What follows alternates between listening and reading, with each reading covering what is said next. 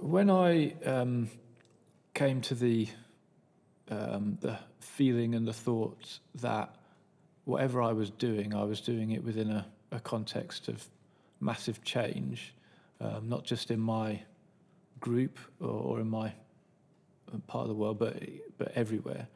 When I came to the notion that everything was changing and that whatever one did, one had to sort of do it in the light of that uncertainty, tragedy, possibility, I found myself drawing on a lot of Catholic writers, also Jewish writers, some Native American writers. But the interesting thing about the Catholic voices, people like Marshall McLuhan, Ivan Illich, William Kavanagh. There seemed to be Tolkien. Interestingly, I sort of it seemed to me reading the Silmarillion, if we can get nerdy about those kinds of things, that this was all about times of shift from one kind of world to another kind of world. It seemed to me the Catholic imagination had some feeling for this that was very powerful, which I began to think, well, maybe it's because the Catholic world, its paradigm really experienced an extraordinary shift or collapse or total reconfiguration 500 years ago, which has sort of been thought through ever since. Amongst Protestant writers, it was really like Dietrich Bonhoeffer who seemed to have the vision to name things as they happened in a way that was quite unusual.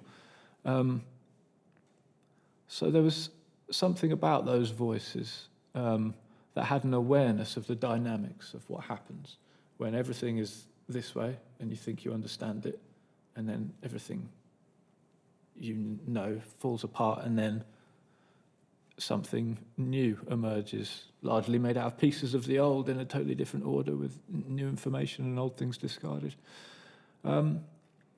If we draw on that image of the undertaker and the midwife, what do you see dying, ending now, and how do you feel about those endings? How do you feel about the deathliness of a moment like this?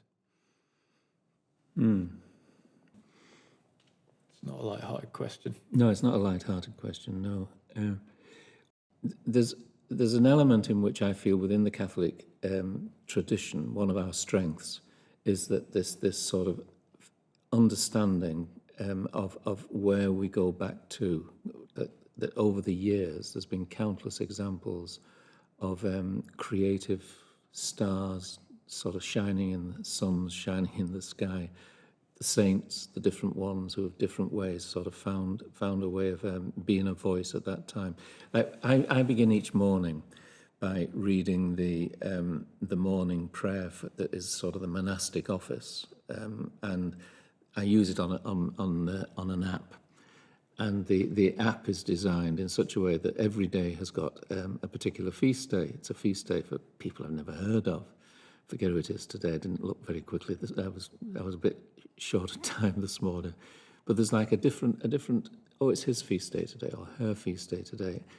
And I've been getting this sort of wonderful sort of this real sense that it's part of an ongoing sort of procession, pilgrimage, whatever language you want to use, through humanity in our particular tradition, but wider than that. I'm not narrowing it down. So your question, like, well, what do you feel is coming to an end? Well, I don't feel anything's coming to an end in terms of the ongoing inspiration that I believe is God and is present in every human being as we are. What is perhaps coming to an end is the taking over of that in too narrow ways by certain sectors, so that, for instance, I as a priest, I feel that that while I've been proud of being ordained a priest, I'm proud of trying to have used that priesthood in the service of those I've met. I'm also conscious of the fact that that risks putting me in a, inverted commas, professional sort of context, and you who are not ordained a priest in a less professional one. Now, I'm caricaturing it. So I would like to see coming to an end that sort of narrow hanging on to power connected with mediating to in the human way to the other person. So the experience I've had in Liverpool has been being with people who have mediated to me their sense of the wonder of life and have allowed me to mediate as me to them, and I happen to be a priest. Sometimes the priesthood bit has been useful, but it's been secondary. So trying to answer your question, which isn't an easy one to answer, I would say I'd like to see that role diminished, not because I don't believe that there isn't room for people to have different roles. And I think we can all have different roles, as like, who's the teacher between you and I at the moment? Both of us. You know, who's the student? Who's, you know, because we're in a conversation. And in a conversation, if it's an authentic conversation, which is a theme I've tried to keep coming back to, then there's an equality between us. There will be times when you'll have an insight that you'll give to me, and that will enrich me, and perhaps the other way around. So that I would like to see an end to the professionalization, the delineation of people in categories which give them power. Give you an example. Two friends of mine, two sisters, who are wonderful women, black women, working in Liverpool 8, Kemi and Natasha, and they've set up an organisation called Reformed, and they've done it out of their experience. They ended up, which they're quite open about, I'm not saying something they've not said, they did a prison sentence when they were in their late teens for a mistake they'd made. And while they were in prison, they turned their lives around in terms of their thinking, and since they came out, they're now in their 30s, they've devoted themselves to working with the kids who are getting trapped in county lines, who are getting all the sort of problems that young people are facing in an inner city area, and they wonderfully communicate with them. The ones they find more difficult to communicate with are sometimes, not always, but sometimes the professionals, whether it's the professionals in terms of the police or the probation officers or the social workers or the teachers. They are totally professional. They haven't got the qualifications, and their language and their way of working doesn't fit neatly into the professional type stereotype, but they are immediately at the heart of where the problem is and are doing their best as human beings to work with these young people who trust them. So I suppose they're a paradigm for me of what I would like to see happening, so that the authentic expression of two people, three people, groups of people working authentically together, recognizing their own gifts, respecting the gifts in the other, is what I believe the world has got to be about. And if the professionalization, whether in religion or in secular political society, inhibits that or prevents it, it's bad power, to use one of your terms you were using, needs to be challenged in order to release that potential, which is there anyway, but which is sometimes inhibited because of the way that we, language, culture, etc., sort of limit it. God, that sounds, I'm going around the world in answering. So I would like to see that die. Your question was, what would I like to see die? Well, one of the things I'm taking from that is the desire to see power that is bound up in certain identities and kept from other identities being released to be free. Yes. In its movement. Yeah. To give a sort of a macro Yeah. vision of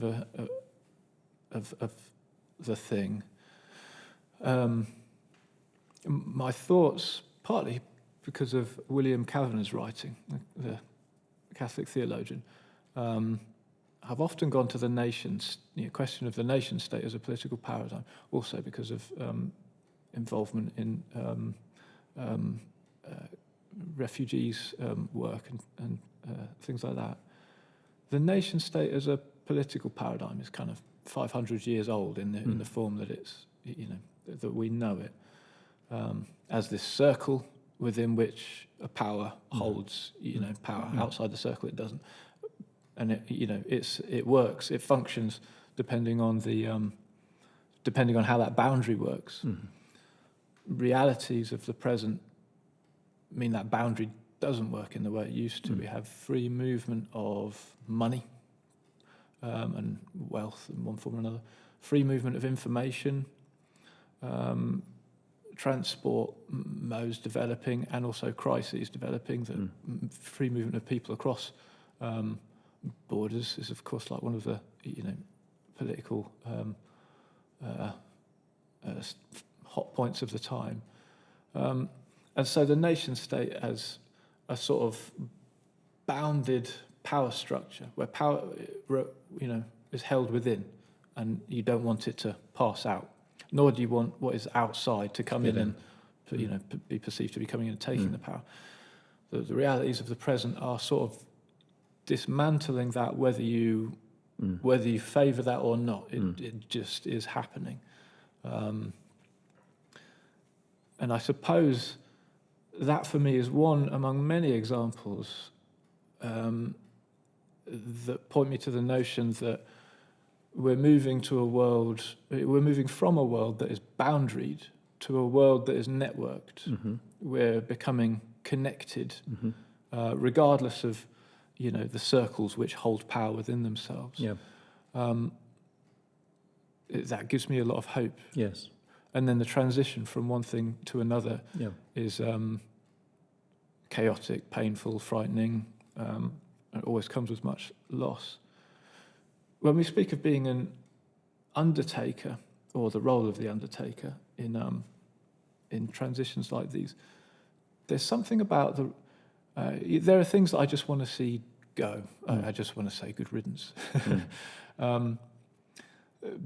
But that's not true of everybody. And I think moving into a new phase becomes possible for some people when an acknowledgement of what is lost has been held. And I guess that's part of the undertaker's role, isn't it? The undertaker doesn't say good riddance. The undertaker holds a space and say, somebody has died, there is grief. Yeah. Yes. We need to feel that. it. Yeah. If we don't feel it, it will poison us, in moving forward. I'm wondering if you have a sense of what it looks like to hold respectful funeral kind of spaces or cultures for what is passing, that enable people to move from an old imagination that is stuck to new possibilities without being afraid or resentful. Yeah. No funeral can take place unless, by and large, you know the person that you're burying. So you've got, unless there's a link between you as the undertaker and the person or the group that you're helping to service. That's where the clue is. There isn't just one sort of, like that's the undertaker's job, and it's the same in all situations. It's the sensitivity of the undertaker has got to be just as great as the sensitivity of the midwife, because it's not just one, it's this person who's giving birth, or it's that person who's dying. And perhaps the analogy of hospices, where often you hear people say, you expect them to be sad, depressed sort of places, and very often people will say, in fact, there's a certain peacefulness if it's well done, because there's a respect between those who are running the hospice and those who are coming to the end of their life. So yes, sensitivity in terms of managing that, rather than the bad power approaches, which is like, this is how you do undertaking, and this is how you do midwifing, and or this is how you become a priest, or this is how you become. So tell me where you are, tell me what the circumstances are, and then let's have a conversation about that. And then it comes down to good connection, good listening, good conversation, good relationship again, doesn't it? The vision to know, well, the ending of this doesn't matter very much to me, or the ending of this might be good news to me, but I didn't really have a stake in it. What does the ending of this mean to this person? How do I make space for for what they carry Yeah. about it? How do I make space for their need to fight for it somewhat? Yeah. So I think maybe there's a sort of a care involved in that Yeah. process. I suppose it can add to the damage and the carnage of transition to charge through that without taking off your shoes first. Yeah, I mean, if you push the analogy I used earlier of the Martin Buber one, the Martin Buber story, sort of contrasts the search for the transcendent by going out of the city and being alone and being, I'm going to, open the door to me, God, share your wisdom. And the advice being, no, go back to the confused city where there's all the noise and all the mess, and it's there that you will find me. So in other words, is the transcendent found within the human mess, in inverted commas, and that by, you mentioned earlier, for instance, Thomas Merton, and one of the Thomas Merton stories that I always remember is when he was allowed out to go to the hospital from his monastery, and the shock of sort of like being in a town which he hadn't been in for some years, and he had this feeling of he says, if I was being really honest with myself, every person I meet in the street, Catholic term, he says I should genuflect, I should bow down, because that person represents for me the mystery of the eternal in that one person. Now, okay, it's typical Thomas Merton sort of, pushing it. But I mean, in a sense, I agree that each one of us has got that spark of the divine in us, and in the confusion of our wonderfully messy humanity. So in the undertaker, what's dying, it's recognizing how can I help you to recognize that in you, and how does that then enrich me as a mutual exchange, and how do I avoid me thinking I know what your problem is, or I know what's good for you, or this is what I think you should do, which again, when you go back to the Gospels, you find all sorts of things like, you lose your life, you give it up, but paradoxically you find it, and all those paradoxical staying sort of, I find the image of the midwife a beautiful one for a similar reason, in that it's a role of care. When I think about what it is to be in the role of trying to make space for the new thing to happen, or advocating for the new thing to happen, often it doesn't feel like that at all, does it? It's very easy to end up in the role of the agitator, the idealist, the troublemaker, the person who's rocking the boat. Whereas the role of the midwife is, once again, somebody who's caring, with all of their being for the sacredness of the lives. But the activist could be that as well. Well, there we go. Yeah, that's the conundrum, isn't it? There's the question for me. Yeah. How does the role of activism move towards that more beautiful image? Well, Martin deciding he's prepared to go to prison because he's going to protest against, arms sales to Israel or whatever it might be, is surely an act of generosity on his part in terms of recognizing what that is all about and why he's making a stand on that. And okay, the way that is being expressed is being an undertaker, is being a midwife in a very different way to the traditional role of what you see a midwife, like the actual physical birth of a child. But I mean, there's any analogy limps, but I mean, there's a potential to develop that into all sorts of ways. And I don't think it's an either or, whether you're an activist or whether there's a beauty.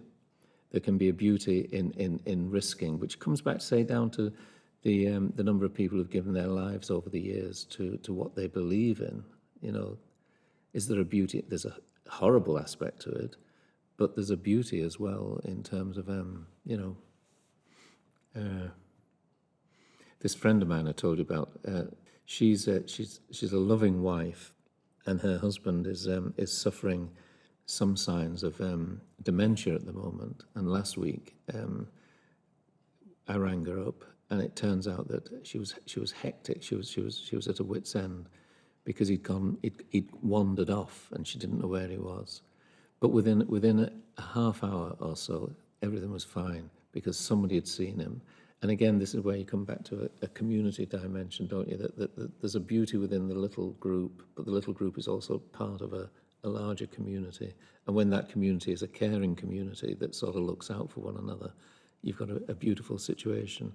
But you wouldn't associate that. Most people would say that particular area, oh God, I wouldn't go there. That's a dangerous area. And yet there's a beauty there. There's a wonder. There's a holiness.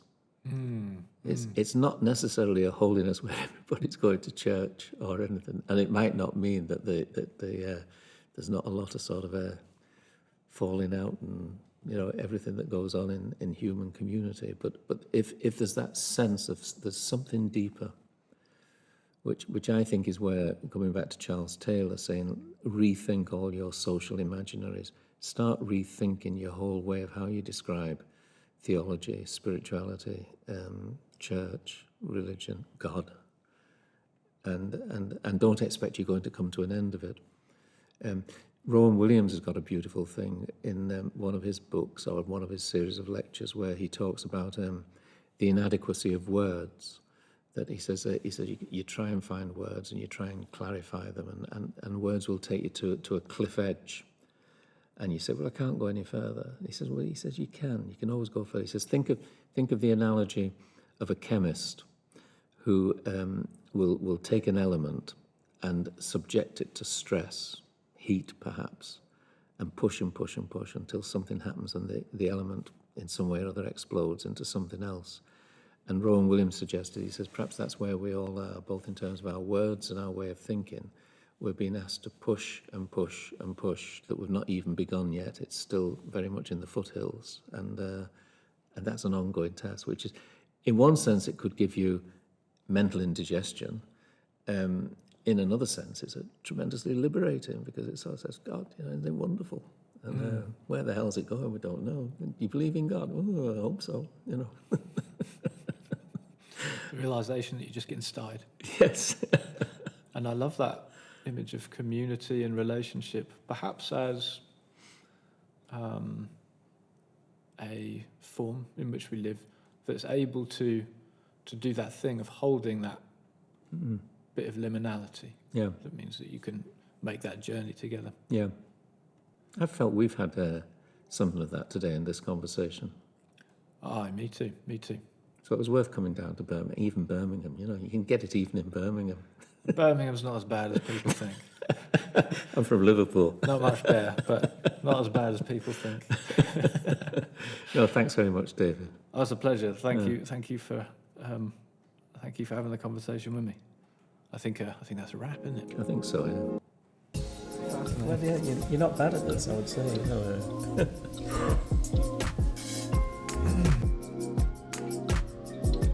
I was actually starting. I wasn't just being fascinating.